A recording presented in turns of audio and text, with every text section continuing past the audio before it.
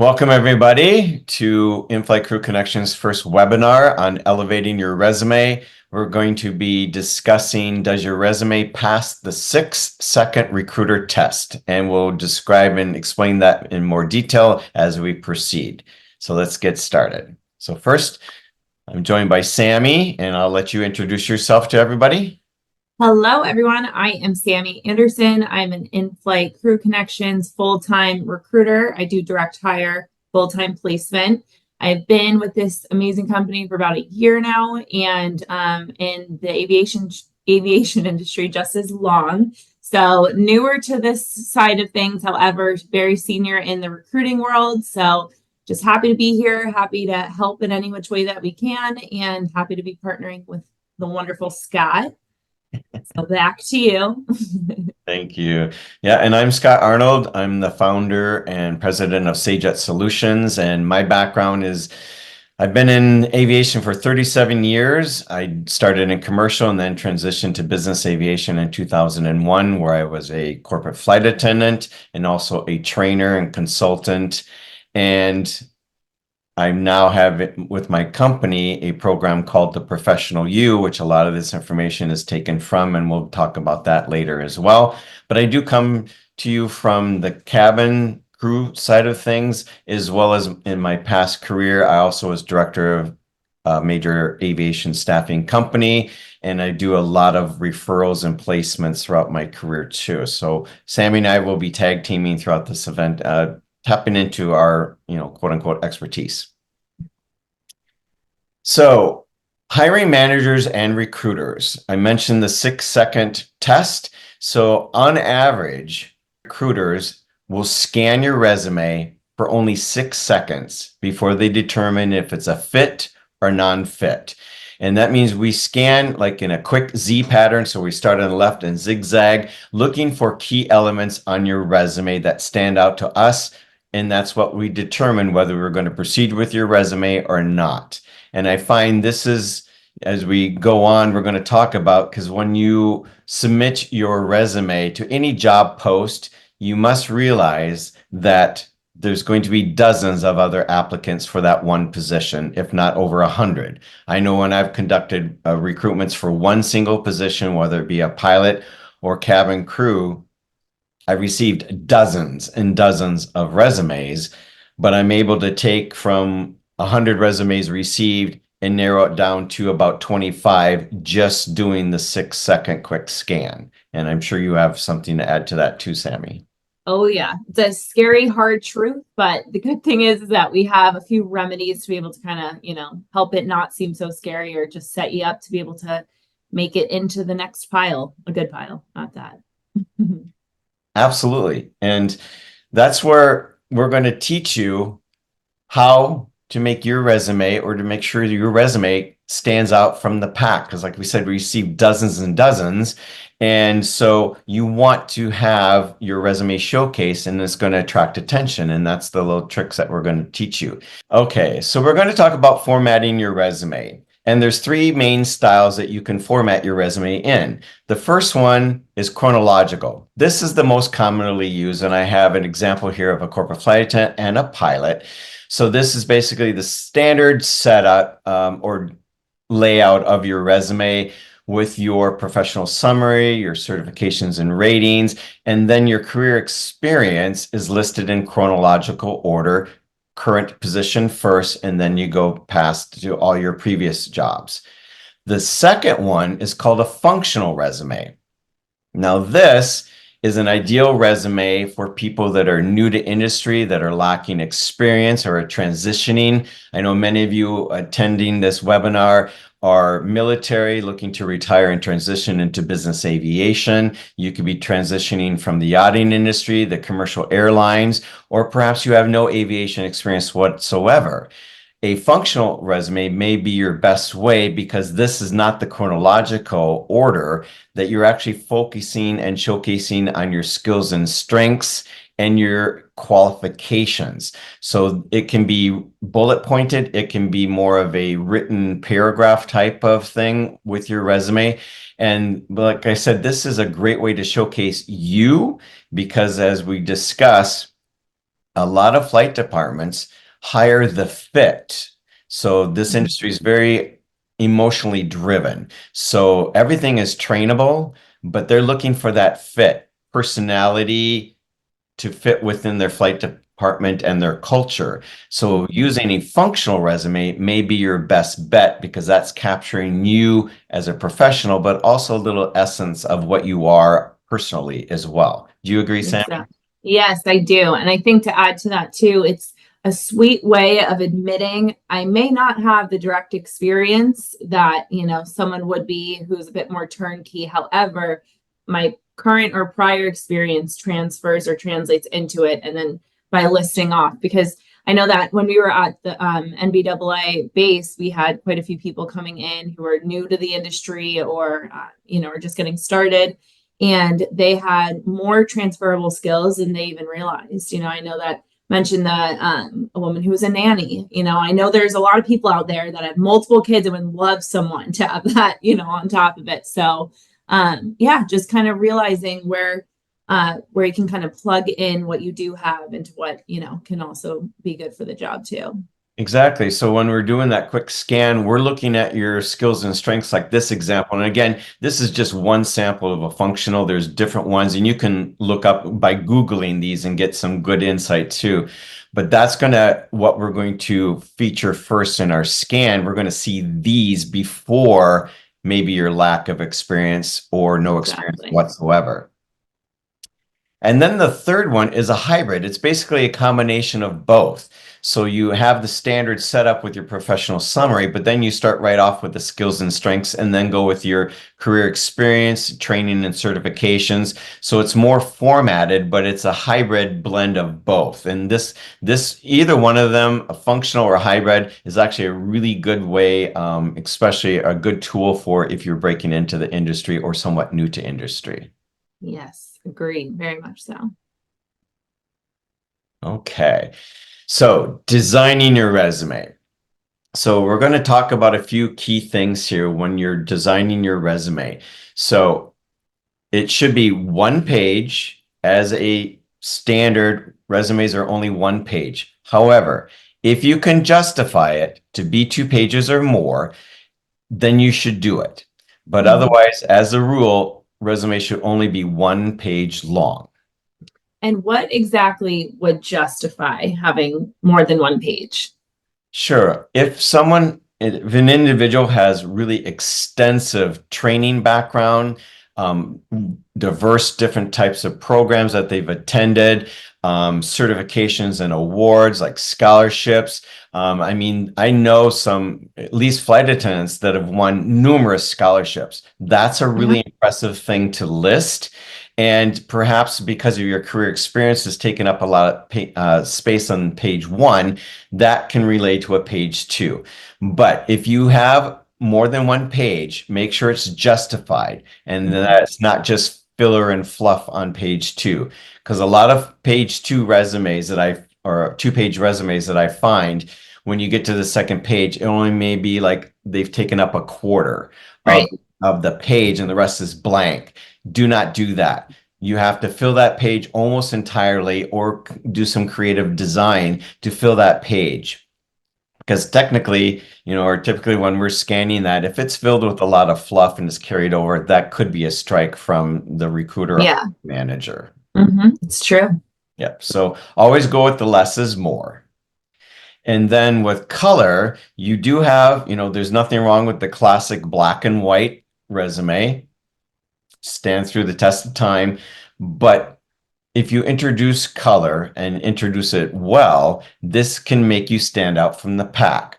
Now, there's a lot of resume templates that you can do in Word, in Canva, and other platforms. Those are really great to use, but just be mindful of the colors that you're selecting because you don't want the colors to overpower your resume. You want it to complement your resume. Right. And I know Right. when we did the red penning at base during the career fair, we actually saw some resumes that had black backgrounds, like one half of the resume Yeah.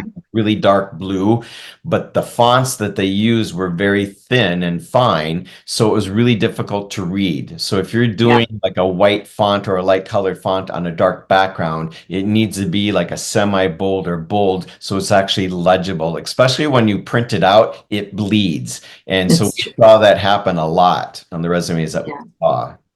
Yeah. And that and goes back to saying, bold yet tasteful. I mean, I love a good color too. I love the patterns, maybe not zebra unless it's justified, fits the role as to what you're going to, but always have a backup and a reason as to why you have, whatever is on your resume, color to Exactly. Yeah. more than one page. And so, Like the reason for color, choose your favorite color, whether it's yeah. blue, green, orange, what have you. But that gives you a story also because you design your resume. You should be proud of your resume. So that's why it's a reflectant of you. So choose a color that you love. And when I say color, one color, maybe two colors, but usually no more than that. Because Yep. we saw a lot of resumes that had multiple colors and it was so distracting. We couldn't read the content. So when we're quick scanning these resumes, the design was overwhelming the content of the resume, and it should be the opposite. It should complement what your content is. Enhance a little bit, if anything. Yes. Exactly. And that's where also, on side note, with if you're using Canva, there's, hundreds of templates to use. Scroll down a bit because those top 10 are what everyone selects. They don't continue scrolling looking at other designs because I see a lot of repeat designs when they're submitted to me, which is I fine to agree. use that template, but you need to adjust the color, maybe adjust the fonts and what Yeah. have you. Personalize it more. Exactly, because Mhm. as an independent contractor or someone who's looking for a new job, you need to consider yourself as a brand. You are your own brand, your own company. So your resume should be reflectant on that. It should represent you as your own brand. And that's what leads into logos. I've seen a lot of logos used on resumes, and you want to avoid just using blank cut art. And I Mhm. see that just for the sake of having a logo, you're putting a logo on your resume. And during the career fair, we saw those as well. And I would ask the individual, what is the meaning behind this logo? And they're like, I don't know, I just liked it. That's not the answer you should have. You should have a Mhm. story and represent your brand just like a company. Their logo is intentional. It represents their brand. If you're using a logo on your resume and or business cards, it should Mhm. represent you and you should have a story about that. Yep. Exactly. And that's where, you can also use your initials, some creative design. But again, be conscious of the content of your resume because if the design to fit in a logo or your initials is taking up valuable real estate on your resume, and that's what's putting it to page two, you need to just eliminate. Less is more is always the rule. And then another unique thing is adding a quote. I've seen a few resumes. I've actually done a few with clients in the last few weeks that included quotes on their resumes. This is actually a really unique thing. So when we're scanning a resume as a recruiter or a hiring manager and we see an interesting quote that represents them professionally within the industry, what have you, that will give us pause. We will actually stop and read that. And that's one of those little unique nuances that you can Yeah. add into your resume, right? It's a great Yeah. conversation starter when you do an interview too of why did you choose this quote? What is that meaning? And elaborate more with the interviewer.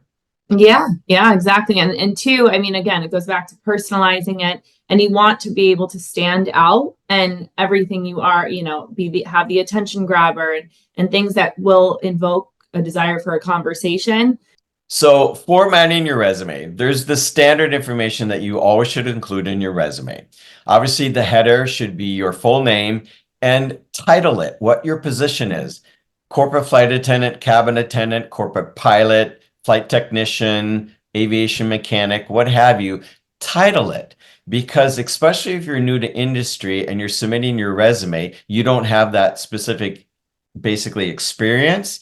And Mhm. so when I'm looking at your resume, and I've received several resumes that don't have a title, and I'm looking at their experience, I cannot figure out what you're applying for. Yeah, like what are you going for? Right. Exactly. So it just really cuts right to the chase. So as soon as we open up your resume, we see your name and what position you are, and that's where we can categorize what you're applying to.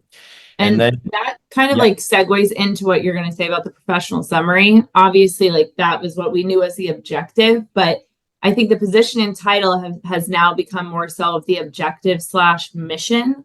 So, that's what you're going for. And however, going into what the professional summary holds is why you're going for that, and why you're going to be a great fit for, the company or the position you're going for forward.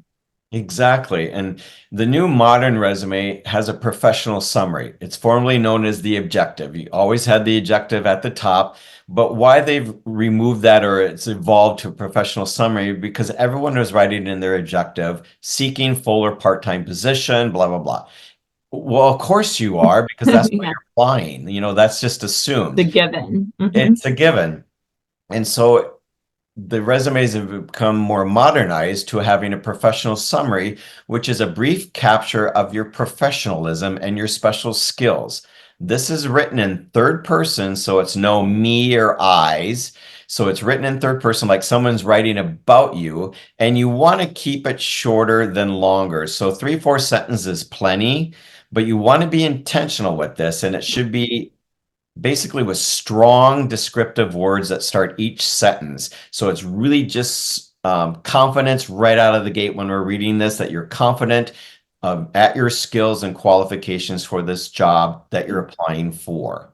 And that too, in that 3 to 4 sentences, that is your true attention grabber. Like you have next level of things that are going to make the hiring manager, the recruiter, whoever it may be, want to dive a little bit deeper into what your resume holds. So for that, I think it's your introduction. So you want to make sure it's strong and again intentional. I love that word. Everything about your resume needs to be intentional and have a purpose behind Yeah, it. So just make that's sure that's concise and clear across the board.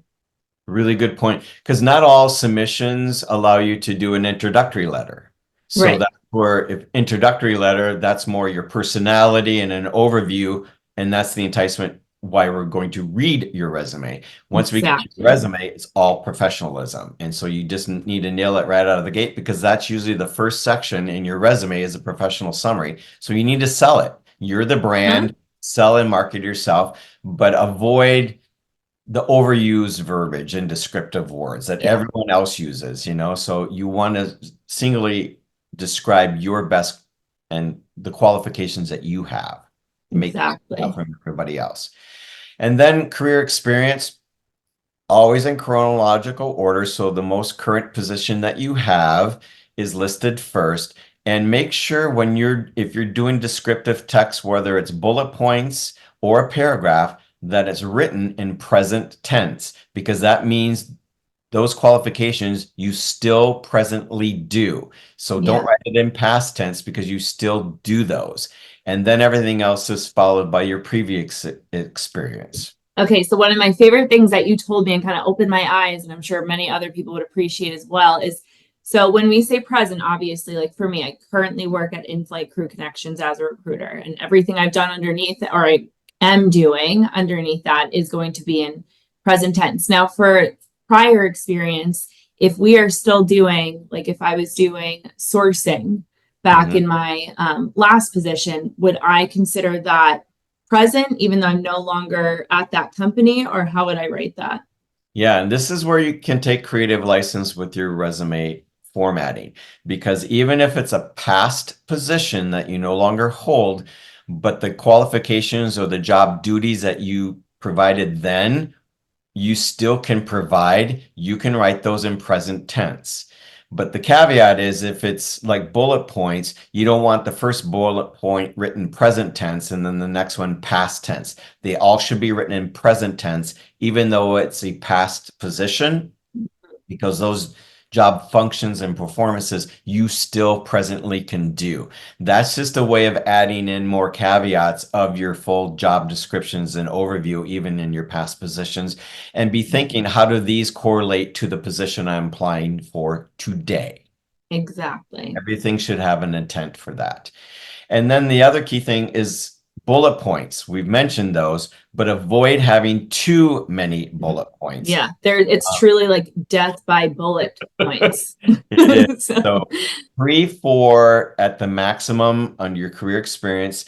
And the other thing I see that happens a lot is that your present position, you have 1 or 2 bullet points, and then a job you did 10 years ago has 6 bullet points. You don't want to showcase the past job. You want to right. showcase what you're doing presently. Even if that past job is more relatable to this career, you're showcasing that too much. So you want to really drive the force. So uniformity with your resume, if every single job, previous, current and previous and past, I'm sorry, have matching number of bullet points, that uniformity and consistency is really pleasing to your eye. Yep. Okay. And next up, training and certifications. So it's really important, no matter what position you have, that you list the vendors that you attended that provided your training and the date that you attended, not the date that you may think it expires, because that can be subjective depending on the operation. So include the vendor by name and the date, month, and year that you attended training. I see a lot of resumes that just include the year. No, we need the month and the year to track your currency. Precisely. And with pilots, this is where pilots, yes, you have to update your resume a lot because your hours are always changing, but it's really important to keep this updated and be specific. So you'll have your total hours and have the exact number. Don't round up, because that's always a flag, whether you're embellishing or not. Have the firm total number, and then you need the breakdown of the other subcategories of flight times too. A lot of flight departments want to know this. And plus, with your training vendor, wherever you went and got your recurrent or differences training at, they want to see whether you did it at Flight Safety or CA Simaflight or Boeing, Alteon, what have you, because some of their standard operating procedure manuals dictate what training vendor they can accept. So spell it out there. Yeah.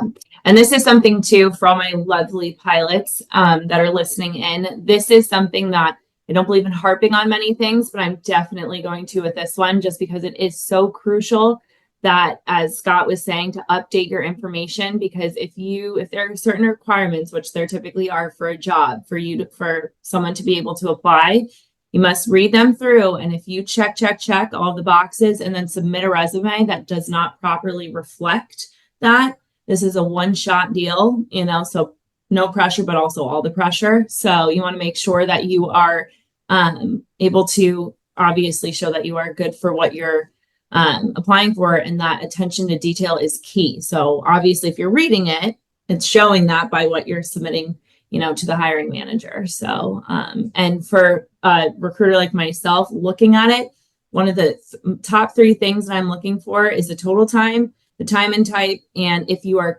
current in that, because that's many things in which hiring managers are looking for. Obviously, more turnkey, shoot for the moons, land amongst the stars, but still obviously be in reality a little bit with what you're doing. And yeah, just making sure that the information is accurate. Really good points. Yeah, no, if you're updating your resume because of training updates, your flight times, when you update your resume, make sure that you're submitting it to whoever you're registered with, so their files are updated as well. Because I find that all the time where pilots haven't updated their times or training certifications for a year. So we know that it's outdated. So as soon as you update your resume, send it out, update it. Yep.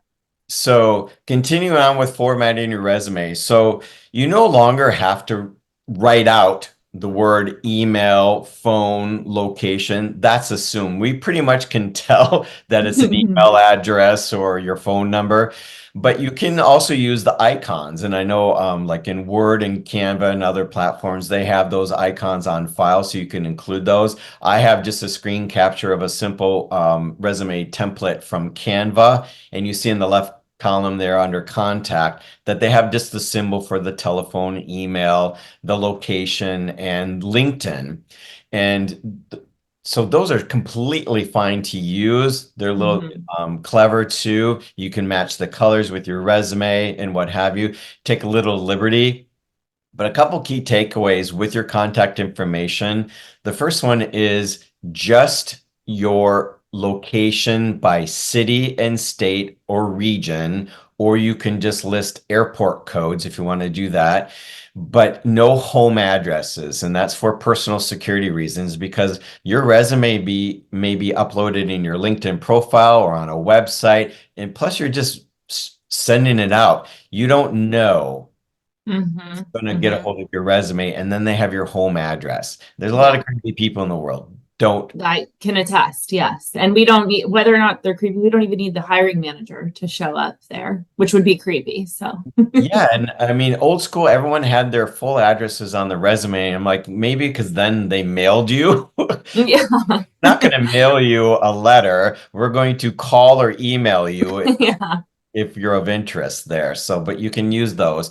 And the other one I highly recommend including on your resumes is your LinkedIn profile and do a link. Don't spell out the full trail because some of them are really long if you don't have it Hmm. included with your name. It's a bunch of numbers, but you can embed a hyperlink in your, if you're using Word, Canva, other platforms, you can actually just write, just like there, like Jane Smith LinkedIn or my LinkedIn Yeah. profile and embed a hyperlink into the resume because let's face it, recruiters, hiring managers, we do social media searches. And if you make Mhm. it user friendly to immediately click on and go to your LinkedIn profile, that's a really good Yeah. tool. And And just make sure, make sure that your LinkedIn profile matches your resume exactly. exactly. Dates, experience, everything matches perfectly. Because if something's not aligned, dates are not matching, that's a flag. Absolutely. Yeah. And I've definitely experienced that my fair share of resumes. So and one thing looks great and sometimes even though LinkedIn looks better. So you just Yeah. want to make sure, that for one, everything you're putting on there is absolutely accurate. The main things for contact information you want to have on your resume is your email address, professional email, your mobile phone number, because I don't even think anyone has landlines anymore, but always use your mobile phone number. Make sure you have a professional voicemail on that. And then location, like we said, which can be city and state, region, or airport codes, whatever you want to use, but just keep it simple for personal security reasons. Okay. Now, additional things that could attract a hiring manager or recruiter's attention. And we've got some things listed here. And I know, Sammy, some of these will stand out to you when you're Oh, scanning yes. resumes. So yeah, so obviously training and certifications, those are definitely essential, especially keeping it, to the currency and recurrency to know that you're up to date and things that we had mentioned previously. Now, languages, that is something that I feel like many people or applicants kind of oversee. They don't think that it's something that is, I can speak Spanish, so what? I can't, and I wish I could. So, and a lot of people, especially if you are bilingual, trilingual, you're even cooler at that point, like many things. That is an additional major skill to have. So don't hold back. These are the places and the times to be able to kind of toot your own horn and proudly and truthfully still. But those are things that will set you apart from other candidates and can really move you up the line even that much more. So don't hide those great traits. And yeah, the special skills and traits goes back into that. But the scholarship recipient words, again, if you have something to be proud of, showcase it. Make sure you have the information to back it up. Whether it's relevant to aviation or not, if you got a scholarship based off of, incredible grades, or, an Embry Riddle and whatever it may be, that's something to be proud of. And memberships, that can go also with charitable organizations, something that you've done to do good in this world, because we know we need that. So Exactly. yeah, these are definitely things to consider and also put forward. Those are things that'll again set you apart. I agree. And not just, standard training and certifications, also be thinking of things, advancing your career, professional development, any Mhm. workshops that you attend. Those are really impressive to list and include. But I'll test languages. I see so many times after I'm talking with flight attendants and pilots, and then I find out they have multiple language skills and it's nowhere to be found on their resume. I'm like, that should be on your resume, but not like on the bottom of your resume. That Yeah, should be right on top before career experience, even. Because when we're scanning resumes, language skills could be the thing that we're looking for because the client is, just like you said, looking for a specific language to have in your pocket. That can hmm set you apart immediately from the whole stack. So showcase your languages. That's a really critical one. Just like the special skills, I know people that have been hired because they have a background in massage therapy or an EMT and nursing. And one of the resumes we saw during the career fair, I thought it was amazing that she listed, but she was trained not only in, standard first aid, CPR, AED training, but also PET CPR.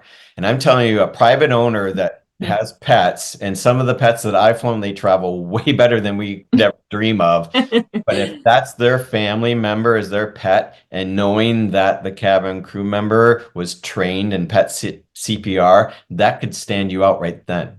I mean, just that Absolutely. subtle thing, just like nanny skills, Yeah. kids, whatnot, any of those special traits that could transfer into this job, no matter what it is, I think Yeah. a really key thing to focus on. Absolutely. Yeah. And Yeah. scholarships, be proud because you're a scholarship recipient. You may have been selected over dozens of applicants. So that's a good testimonial, especially if you have multiple scholarships. That's really impressive to list on your resume. So now we'll get into some pet peeves that I know both Sammy and I Yes. Like have. having to move in my chair. So consistent punctuation on your resume is critical. So if you have a period at the end of the sentence on your bullet points, then every single bullet point should have the period at the end. You should actually have no periods at the end of bullet points as a structure, but hmm consistency is key. Okay. So make sure, and even spacing with dashes, I find those misaligned too between dates. Sometimes you have a space, sometimes you don't. Those things are flags to me when I'm scanning. It's just that Absolutely. small attention to details. And then also font sizes and styles. Don't make your font size so small that we can't read it in order to squeeze it all into one page. Make sure that Exactly. it's a good size font, that it's easily legible, and then also be conscientious of styles, font styles. More modern style fonts, just like what's on our presentation, these fonts are very clean and easy to read. If your resume is the black and white resume with Times New Roman, You've news dated yourself. you totally dated yourself. It's so old school because all the resumes from the old days were all black and white and written in Times New Roman font. That is extremely old school. And you can go into your font library or whatever platform you're using, and usually can search under modern fonts. But they're like Mhm. Helvetica and Arial. Those are standard ones. But there's a lot of really sharp fonts that you can use. So use those, okay? Mhm. Not the old school. And then I know my pet peeve and any students that have attended the professional U because I do office hours after each of the modules. So I'm talking to the camera and I really get on my soapbox about this one is you never, ever, ever submit your resume as a Word doc or any other type of file program, whether it's text edit or pages for Mac. Only send it as a PDF. Because if you submit your resume to me as a recruiter as a Word doc, and I open it up, whether I'm opening it on a mobile device or on my computer, if I do not have that font style in my font book, it's going to default to another backup font, and it could misalign and move the Mhm. tabs and spacing and formatting, and it could be a complete mess of a resume. If you send it as a PDF, no matter what font style you use, whatever graphics you use, it's embedded and locked in as a PDF. Yes. And also, too, it goes back into when this is your one shot at being able to submit your resume. And some software systems, or the way that it integrates into company software systems, it will flag it as not being able to be read properly. Okay. And they'll just toss it out to the side immediately. Hurts our hearts a little bit, but if we can't grab the information that we need, then can't do anything with it. So it's definitely, as Scott said, lock it in. Exactly. And then another critical thing that I see all too often is your resume, even if you have just extremely extensive experience. That's why 2 pages are probably better than one. If you have it so crammed and there's no white space, no breathing room in your resume. So when we're scanning it, our eyes don't get a break. It just all blurs together. You're missing a tremendous opportunity. And I have an example here. This is a heat map, and this is several recruiters scanning resumes and documents. The left-hand side, now both of these are quite a lot of information. I'll give you that. But look at the bottom half of that left-hand column. It turns into a novelette, a lot of written content. When we're scanning resumes, and look where their eyes stopped. They only scanned the top half of the resume and then they stopped because it was way too much information. And basically, we just glance over it. It's just Mm-hmm. Exactly. It's as much scary information. as it looks, honestly. Exactly. Versus the one on the right, they put breathing space and breaks and more bullet points and less bullet points, but they scanned the entire document. So they had breathing space for their eyes. And by breathing space, that's the spacing between categories. And I always say, print out your resume, and you should be able to do 1 finger or 2 fingers of depth between the classifications and the categories. So that gives your eyes a break, because when we're scanning, it all blurs together, and we're trying to determine here, and it just all blurs together. So Yes. take note of that. So here's another example of a resume, and this is just a standard template, but look at all those bullet points. It's a lot of information. And so it's just death by PowerPoints, or by bullet points, like Sami said earlier. But I took the same information, streamlined it, and I just selected the first template in Canva and Okay. embedded that into that template. And look how clean and modern it looks. Plus, there's a lot of white space, breathing space. Now, that's the thing. Which one is, when you're looking at a stack of resumes, which one is going to cause me to take pause and actually read? Yeah. The The one on the modern. right, if that's the way it's reflecting properly, at least, I Uh, guess. exactly. But And also, it's yeah, go ahead. well, and it's also a lot more inviting. It gives me pause in a way. It's like, oh, okay, let's look into this more. The way that it's showcased, the way that it's laid out, it was created with intention and a lot more hope that someone would actually take the pause and time to really look at it. Exactly. Shows intent, and you actually Mm-hmm. had attention to detail. Now, this is one of the Canva resume templates that's right at the top. I've seen so many resumes with this template. That's the caveat. So it's fine to use this format, but at least change the color. This is the exact Mm-hmm. same color that the template is, and I get this resume sent at least once a month. I see it, and they don't even change the color or the font style. These are templates. You can manipulate, you can move these around, Yeah. change the color, personalize it, change the font, move it around where it says Jane Smith. Maybe the logo to the left doesn't have to be overlaid like that, but change it so it doesn't look like a standard template that everybody else is using. Right. And you individualize it. You want to be set apart, as I keep saying. So this, making it your own immediately takes you away, and it shows even more intent that you were putting extra thought and TLC into it, if you will. But yes, I think that's definitely key. Exactly. Okay. Now, resume photos, big debate, right? Yeah.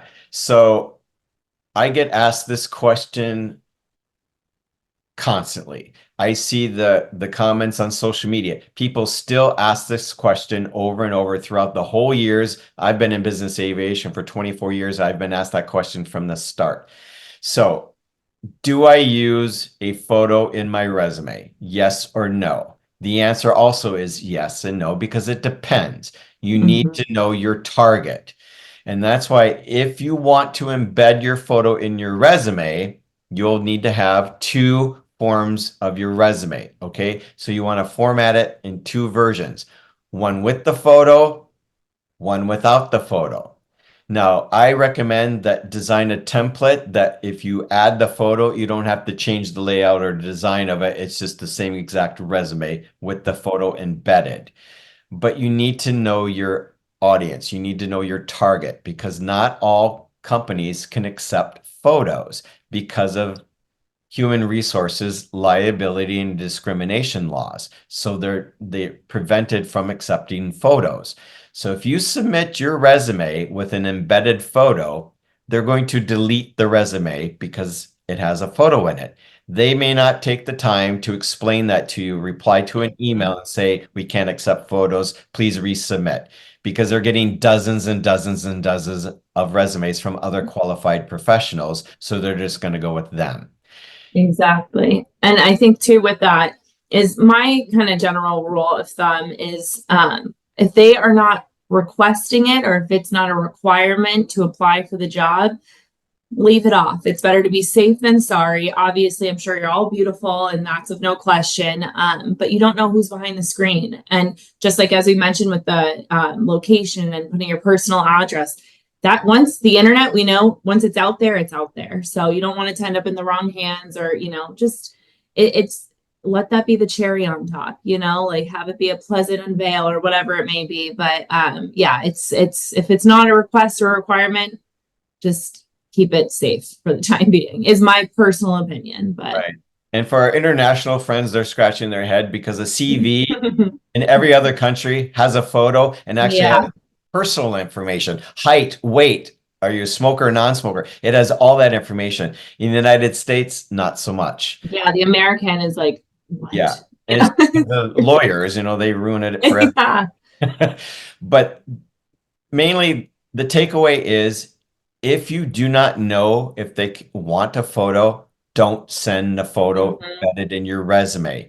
The options are you can send the resume with no photo and you can attach as a separate attachment your professional photo.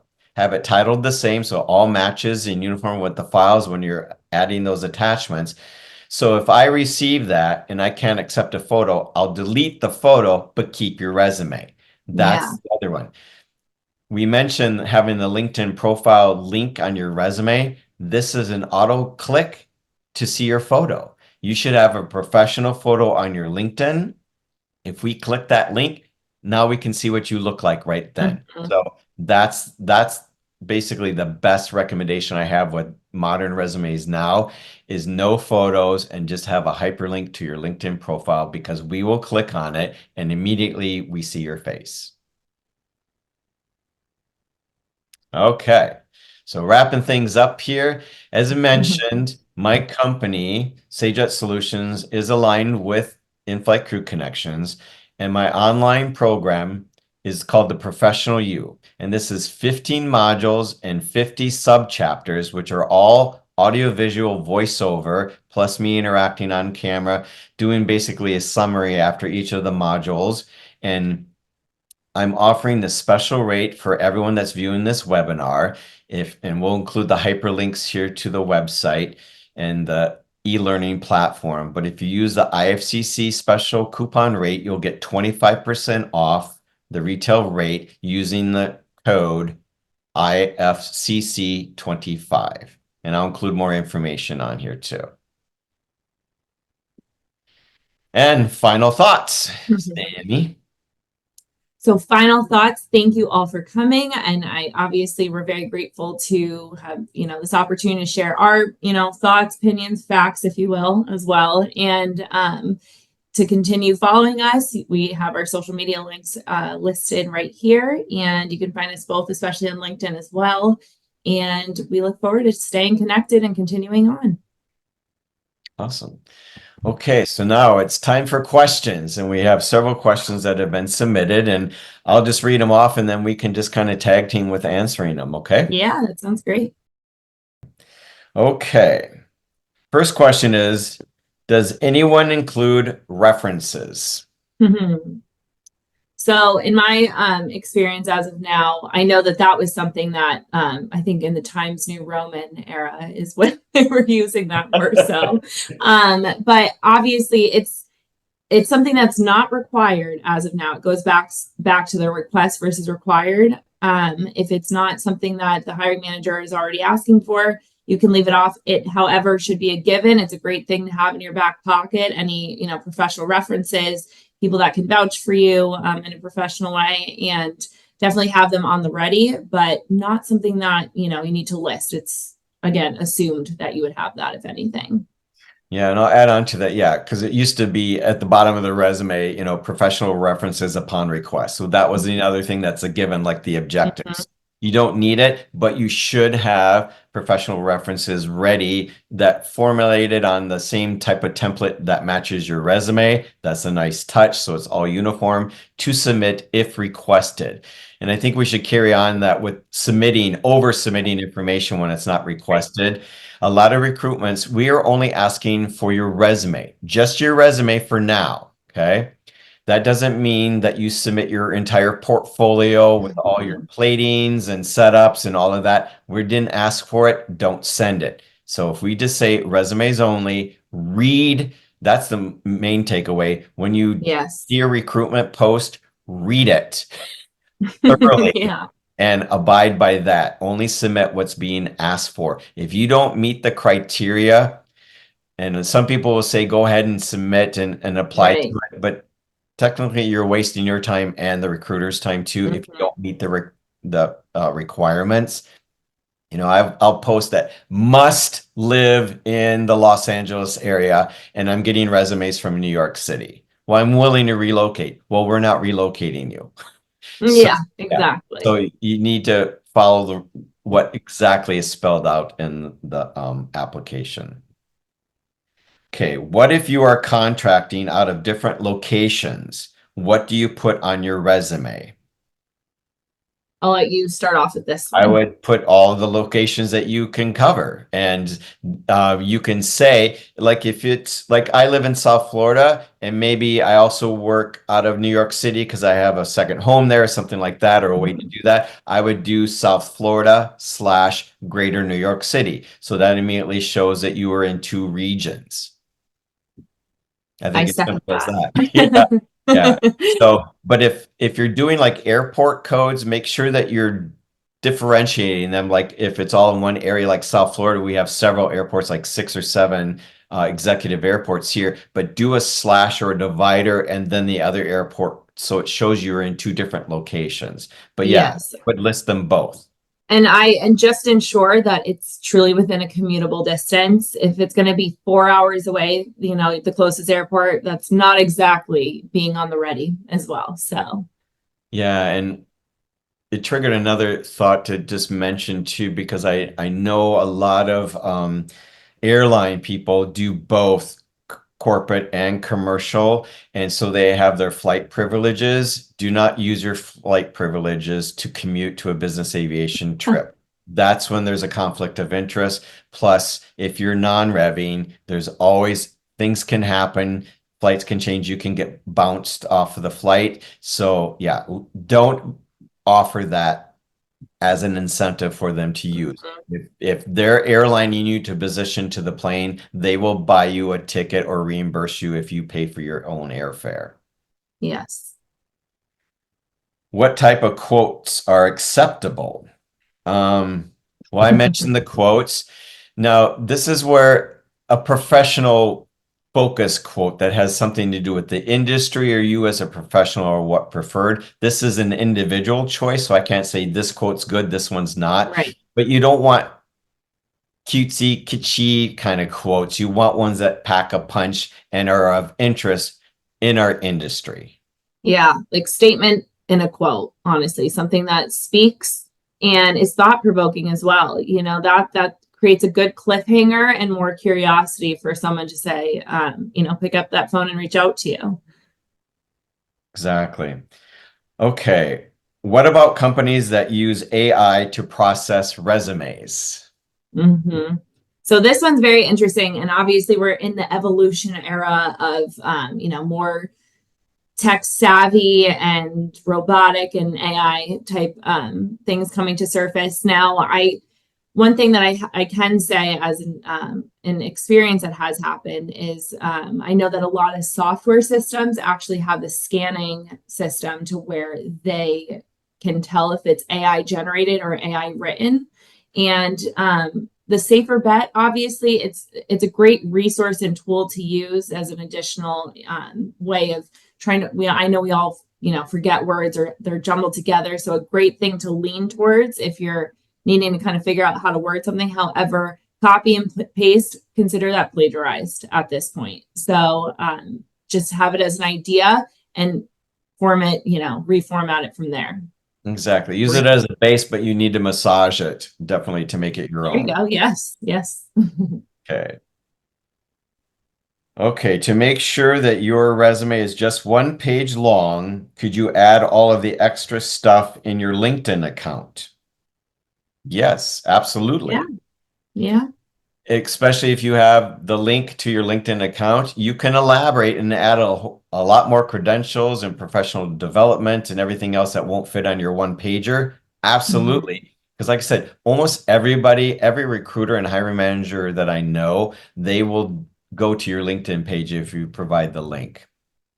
Yeah. And for some people too, if you've been in the industry or, just your career is extensive, then it's a great way to list it that much further. And especially if you had tenure somewhere, earlier into your career, that's also very exciting to see for hiring managers. And so that's a skill to stay somewhere for a long time now too. So having that Yeah. on your LinkedIn would be great. Yeah, exactly. And that's the other thing. If when I design a multiple page resume, I intentionally design that it can be a standalone, just page one. So page two are all the add-ons. So if you're only submitting the one page resume per request, that's all they want. Doesn't mean that you cannot present this at a later date. If you are doing an in-person interview, then you can show up with a printed dossier basically and have multiple pages and a portfolio that you present to all the interviewers. That's a nice presentation packet. So you can have different levels and phases of your resume. And something actually to piggyback off too is that I know that when we were at base and reviewing resumes, I know that the website to a portfolio has kind of surfaced a bit more. So that is something also to have on your resume if you'd like, along with your LinkedIn or in place of, however, it may be fit, but to put that there. And then that is the link to your, showcase all the additional incredible attributes you have. Absolutely. Okay. Can I separate work experience into relevant and other? Sure. I mean, there's different layers of experience. So you can do career experience that is relatable to the position at hand that you're applying for. And then you can do additional career experiences or however you want to title it and list everything else if you have the space. Again, it just depends on the content that you have, but you can do a couple layers of your experiences listed. Yeah. And I think, especially in this industry, what I saw too is that to have aviation experience and have that be obviously relevant, and then non-aviation experience, that's a great way to, encapsulate both, I feel like, and separate them. Yeah, good. Excellent. Are there resume websites that provide templates for pilots you recommend? Um, Well, I do have several templates in my program, which obviously is a paid venue. There are job boards where I do believe pilots upload their resumes. I think like flycontract.com, but it's also you fill in like a template on the website. So some pilots have resumes that you can view, some don't. But I would Yeah. just do like a search of all the different platforms where you can showcase contractors and look at the pilots. And if they have their resumes, you get a sneak peek. And I believe BizJet as well. That one it's a tool that I use to also source for pilots. Thoughts on ATS format?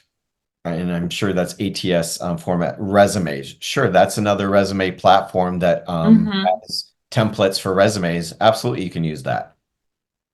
But again, they have the format. You gotta judge it and make it Mm-hmm. your own. So it's not just a template resume. So Right. Still have it on the ready too.